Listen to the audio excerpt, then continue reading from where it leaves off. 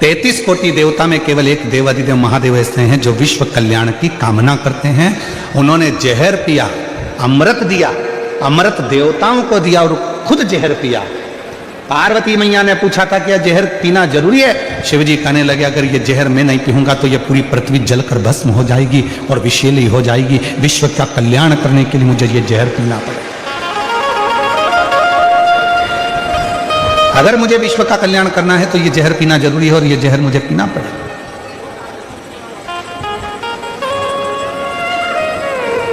और इसको मुझे पीना है।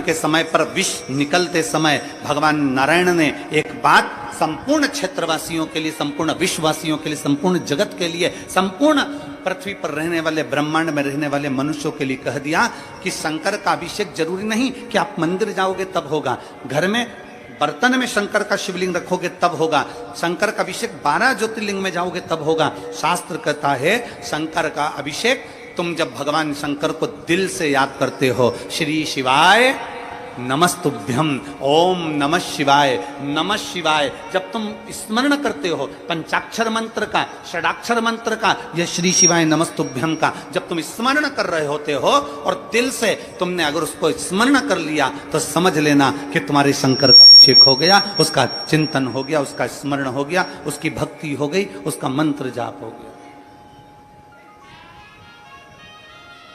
आप समझें उसको, भजन हो गया।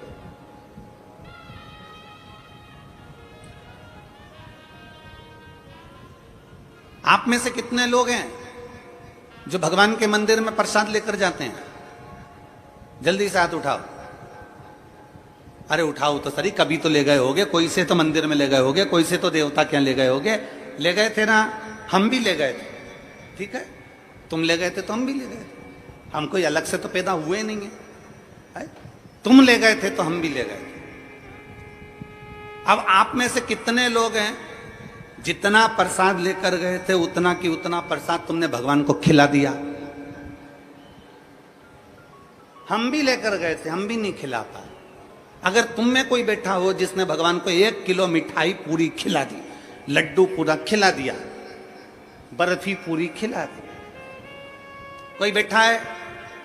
नहीं, ना हम है ना तुम, जैसे तुम वैसे हम, ठीक है।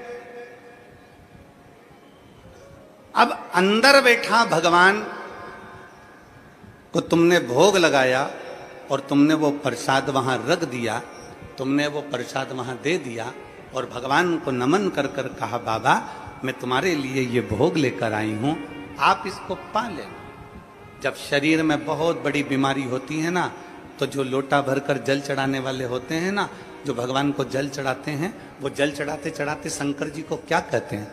बाबा बहुत बड़ी बीमारी हो गई, डॉक्टर ने मना कर दिया है।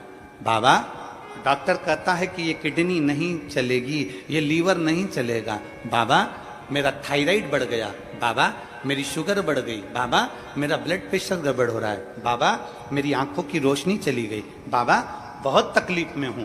तब हम जब भगवान शंकर को जल चढ़ाते हैं ना, उस समय बाबा से कहते जाते हैं और बाबा से आखिरी में जल चढ़ाकर फिर कहते हैं बाबा मैंने जो जल समर्पित करा है ना बाबा, इसको अमृत कर दीजिए।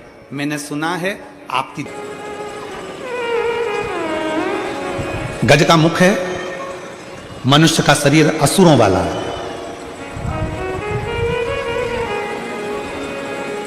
और एक बार उसके मन में आ गया था कि शिव की आराधना के सिवा कोई सार तत्व दुनिया का नहीं है, तो उसने असुर होने के बाद भी भगवान शंकर की आराधना करी, शिव की साधना करी, शिव साधना में डूबा हुआ, भगवान शंकर की आराधना में डूबा हुआ, वो गजासुर। अब इतनी भगवान देवाधिदेव महादेव की आराधना में गजासुर हो गया, इतनी आराधना में डूब गया, साधना में डूब गया कि भगवान शिव को प्रकट होना पड़ा।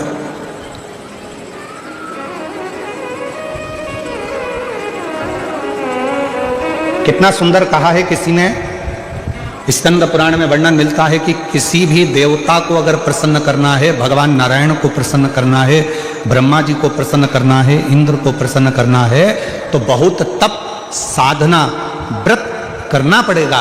तब जाकर भगवान ब्रह्मा, विष्णु, इंद्र, गरुण, वरुण, अरुण, ये सब बहुत तप साधना के बाद प्रकट होते हैं। पर शंकर भगवान को यदि प्रसन्न करना है और उनको प्रकट करना है तो बहुत व्रत, तप, साधना की जरूरत नहीं पड़ती। केवल एक लोटा जल शिव के मंदिर में लेकर जाना प्रारंभ कर दो, शिव प्रकट हो जाते हैं और प्रसन्न हो। शिव प्रकट भी होते हैं, प्रसन्न भी होते हैं। इसलिए सारी समस्या का हल एक लोटा जल। बोल बम का नारा है, श्री शिवाय नमः। शिव को पाना सब कुछ हो सकता है, बस तुम्हारा विश्वास, तुम्हारी श्रद्धा, तुम्हारी भक्ति, और तो उस भक्ति का बल तुम्हारे भीतर बढ़ाना पड़ेगा। तुम्हारा बच्चा स्कूल में पढ़ता है? अरे जम के तो बोलो, पढ़ता है? ठीक है। उसके दोस्त भी स्कूल में पढ़ते हैं? जो स्कूल में पढ़ने वाले बच्चे हैं वो उसके दोस्त होंगे, वो भी स्कूल में पढ़ते हैं। अब तुम्हारे बच्चे के नंबर मान लो कम आए और उसके दोस्त के नंबर ज्यादा आ गए, तो इसमें गलती किसकी है? टीचर की, प्रिंसिपल की, स्कूल की, कि तुम्हारे बच्चे की? अपने बच्चे की गलती है। क्यों? अच्छी पढ़ाई नहीं करी होगी, याद नहीं करा होगा, लिखा नहीं होगा, अध्ययन नहीं करा होगा, इसलिए उसका नंबर कम आया। टीचर की गलती नहीं है। टीचर ने तो एक जैसा पढ़ाया, स्कूल में सब बच्चों को बिठाया, सबको अध्ययन कराया, सबको लिखाया, सबको होमवर्क दिया, सबको घर से लिखने के लिए बुलाया।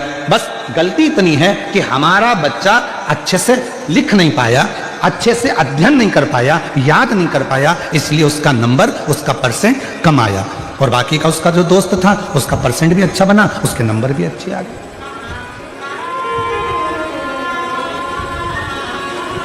अब टीचर को तो आप दोष नहीं दे सकते, स्कूल को तो आप दोष नहीं दे सकते, प्रिंसिपल को आप दोष नहीं दे सकते। गलती बच्चे की है कि अच्छे से अध्ययन नहीं करा। परसेंट कब अच्छे नहीं आते? जब वो अच्छे से पढ़ता नहीं है, ध्यान नहीं देता है, अध्ययन नहीं करता, इसलिए उसका परसेंट घट जाता है। बस ये बच्चे की कथा नहीं, ये अपनी कथा है। अपन भी एग्जाम देने के लिए संसार सागर में आए हैं। जितना जितना मन लगाकर कर्म करेंगे, अच्छा कर्म करेंगे, अच्छा अध्ययन करेंगे और अच्छे से एग्जाम देंगे और सब अच्छे कर्म के साथ में लिखते हुए चलेंगे तो निश्चित है भगवान का इसमें कोई दोष नहीं होगा। परसेंट लाना हमारे हाथ में है, परमात्मा तो कॉपी चेक कर कर रिजल्ट बना दे। परमात्मा तो कॉपी चेक करेगा, रिजल्ट बना देगा, उसमें दोष के बक्से नहीं चलेगा, उसमें दोष उस टीचर का या प्रिंसिपल का नहीं है, उसमें दोष हमारा। ऐसी कौन सी प्रार्थना में कमी रह गई है जो परमात्मा आप आते नहीं हो? कमी किसमें? हम में। भगवान में कमी नहीं है, भगवान तो तुरंत तैयार बैठा है।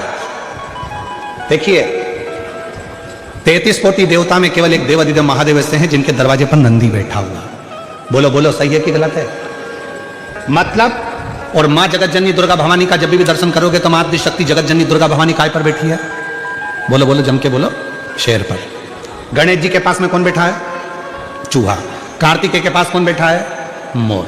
मतलब शिव जी का पूरा परिवार एकदम तैयारी में बैठा है, एकदम तैयारी में। बाकी के अन्य सबको निकाल कर देखिए, अपने अपने वाहन किसी के करीब में नहीं होंगे, पर शंकर भगवान के पूरे परिवार का वाहन उनके पास में है। क्यों है? क्योंकि शंकर जी से एक बार पूछा पार्वती ने कि आप नंदी को अपने पास में रखते हो, मैं शेर को अपने पास रखती हूँ, गणेश जी चूहे को अपने पास रखते हैं, कार्तिकेय मोर को अपने पास रखते हैं, इनको अपने करीब में रात दिन रखना अच्छी बात है क्या? शंकर भगवान बोले कि ये संसार में रहने वाला प्रत्येक मनुष्य मेरी औलाद है, संतान है, इसको कब दुख आ जाए इस समय पर ये मुझे पुकारेगा तो मुझे दौड़कर जाना पड़ेगा, नंदी पर चढ़कर जाना पड़ेगा। और सुनो पार्वती, तुम जगत की माँ हो, तुम जगत जननी हो, तुम जगदम्बा हो, तुम अम्बा हो, और तुम्हें अगर तुम्हारा बेटा बुलाएगा तो तुम्हें दौड़कर जाना पड़ेगा, दौड़कर जाना पड़ेगा। तो भगवान शिव कह रहे हैं पार्वती तो तेरे पास में सिंह इसलिए है, शेर इसलिए है कि जगत का अगर कोई बच्चा तुझे रात को पुकारे, दिन में पुकारे, जब पुकारे, तू माँ है, मैं पिता हूं। और याद रखना, बच्चे अपना चढ़ाने वाला डंडी को पकड़कर चढ़ाता है, मैं समझ जाता हूं कि ये कहीं ना कहीं चिंताग्रस्त है। जब बेलपत्री चढ़ाने वाला मध्य भाग को पकड़कर चढ़ाता है, मैं समझ जाता हूं कि इसकी ग्रह दशा के अंतर्गत घर में इसको चिंता बहुत है। जब बेलपत्री दो पत्तियों का स्पर्श कर कर चढ़ाता है, मैं समझ जाता हूं संतान के रोग और बीमारी का तकलीफ है। जब बेलपत्री बीच की पत्ती को पकड़कर वो मुझे समर्पित करता है, मैं समझ जाता हूं इसको वैभव और धन की कमी है। जब बेलपत्री थोड़ी सी भी गीली होती है, जब वो चढ़ाता है, मैं समझ जाता हूं कि इसके तन में कोई रोग समाया हुआ है। बेलपत्री में कोई डूट पीछे रह जाता है और ये समर्पित करता है, मैं समझ जाता हूं अदालत का कोई केस चल रहा होता है। बेलपत्री का मात्र एक स्पर्श तक बता देता है कि बेलपत्री चढ़ाने वाला किस भाव से बेलपत्री चढ़ा रहा है और चढ़ाकर महादेव ने उसको कैसे स्वीकार करा। ये तक हमारा स्कंद पुराण, लिंग पुराण और शिव पुराण बता देता है कि बेलपत्री चढ़ाने का तरीका क्या है। दुनिया के लोगों बेलपत्री का स्पर्श मात्र बता रहा है, स्पर्श मात्र।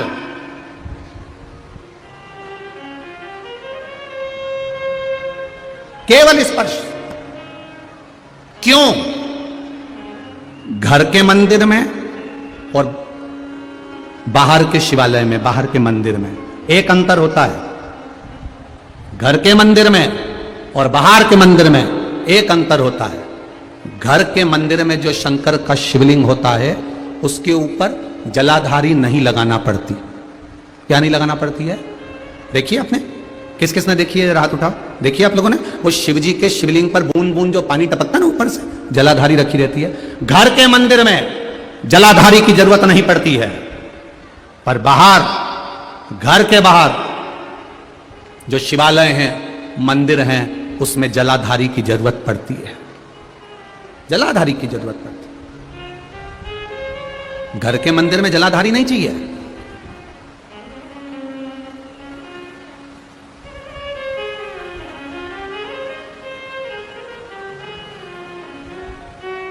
कल किसी ने एक पत्र भेजा था, वो पत्र यहां पर होगा, नीचे रखा होगा। उसने पत्र में लिखा था, मान लो हमारे घर में एक ठाकुर जी हैं और एक ठाकुर जी और हमारे यहाँ आ गए।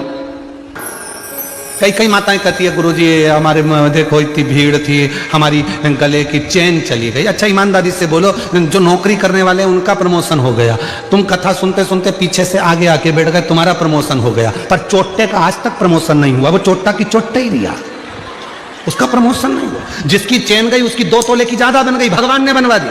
मेहनत करी उसने कि अब गई, क्या करूं, रिपोर्ट भी करी मैंने, ये भी करा मैंने, वो भी करा, पर उसकी चेन भगवान ने कहीं ना कहीं मेहनत करके 2 तोले की ज्यादा बनवा दी, कृपा कर दी। पर जो चोट्टा था, चोट्टाई करते करते उसकी पूरी जिंदगी निकल गई, फिर भी वो चोट्टा की चोट्टा ही रिया, उसका प्रमोशन नहीं हो पाया। वो चोट्टा की चोट्टा ही। क्यों?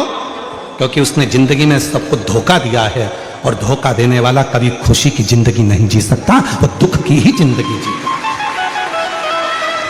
याद रखना, भीड़ में 2 चीजें ज्यादा मिलती हैं। पहले नंबर पर मिलता है धक्का और दूसरे नंबर पर मिलता है धोखा। दुनिया की भीड़ में चलोगे तो एक ना एक दिन धक्का भी मिलेगा और धोखा भी मिलेगा। इसलिए सावधान, सावधान मेरे गुजराती बहन भाई, मेरे सूरत की जीजियों, सूरत के जीजाओं।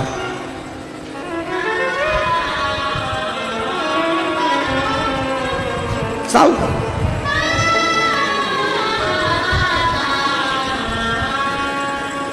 थोड़ा समझ। धर्म में धक्का मिल सकता है पर धोखा नहीं मिलता। शिव जी को जल चढ़ाने वाला को कभी धोखा नहीं मिल सकता। श्री शिवाय नमस्तुभ्यम जपने वाले को कभी धोखा नहीं मिल सकता। शंकर भगवान के मंदिर में झाड़ू पोछा करने वाले को कभी धोखा नहीं मिल सकता। और जिसने धोखा दिया है, एक ना एक दिन उसको रोते रोते तुम्हारे चरणों में आकर पांव पकड़ना ही पड़ेगा। अगर शिव भक्त के साथ धोखा किया, शंकर के भक्त के साथ अगर धोखा हुआ है, तो फिर एक ना एक दिन तुम उसको चरण पकड़ेगा।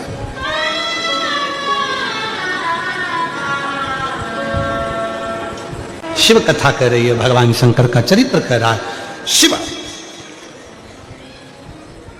कि भक्ति, भजन, स्मरण आप जैसा करेंगे वैसा वैसा भगवान आपके पास दौड़कर आने के लिए तैयार बैठा है।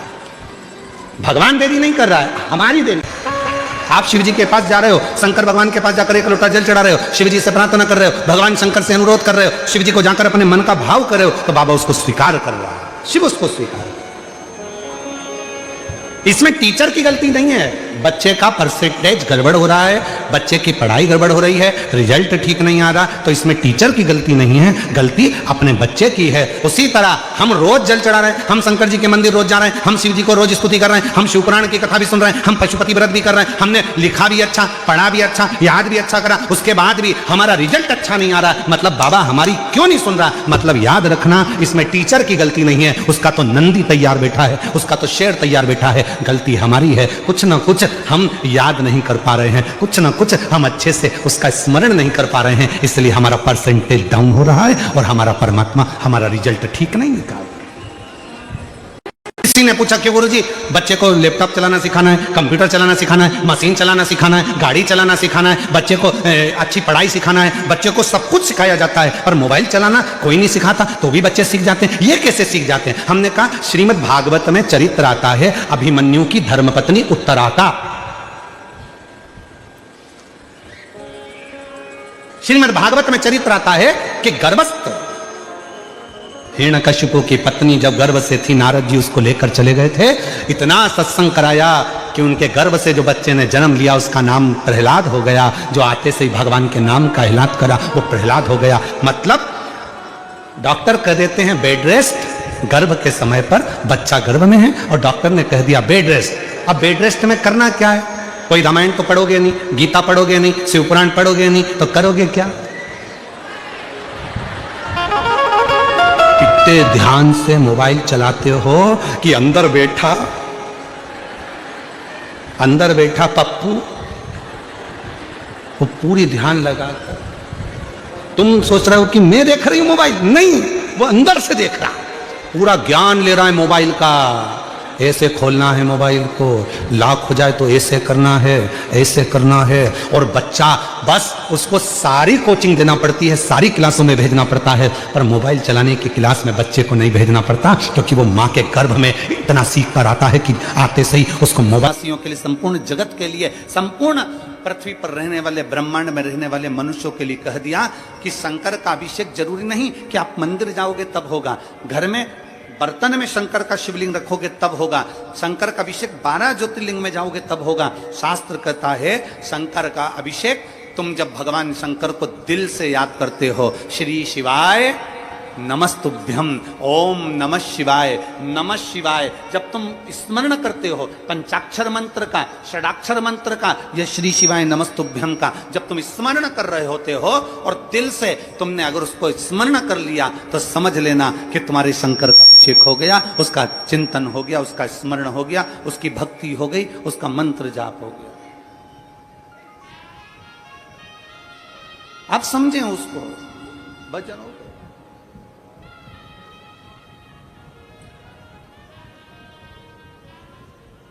आप में से कितने लोग हैं जो भगवान के मंदिर में प्रसाद लेकर जाते हैं? जल्दी से हाथ उठाओ। अरे उठाओ तो सही, कभी तो ले गए होगे, कोई से तो मंदिर में ले गए होगे, कोई से तो देवता क्या ले गए होगे, ले गए थे ना, हम भी ले गए थे, ठीक है, तुम ले गए थे तो हम भी ले गए थे, हम कोई अलग से तो पैदा हुए नहीं है, तुम ले गए थे तो हम भी ले गए थे। अब आप में से कितने लोग हैं जितना प्रसाद लेकर गए थे उतना की उतना प्रसाद तुमने भगवान को खिला दिया? हम भी लेकर गए थे, हम भी नहीं खिला पाए। अगर तुम में कोई बैठा हो जिसने भगवान को 1 किलो मिठाई पूरी खिला दी, लड्डू पूरा खिला दिया, बर्फी पूरी खिला दी, कोई बैठा है? नहीं, ना हम है ना तुम, जैसे तुम वैसे हम, ठीक है। अब अंदर बैठा भगवान, आप कौन हो? भगवान बोले जिसको तूने पुकारा है मैं वही हूं। शिव जी, हाँ, पर मैंने तो सुना था कि आप इतनी जल्दी आते ही नहीं।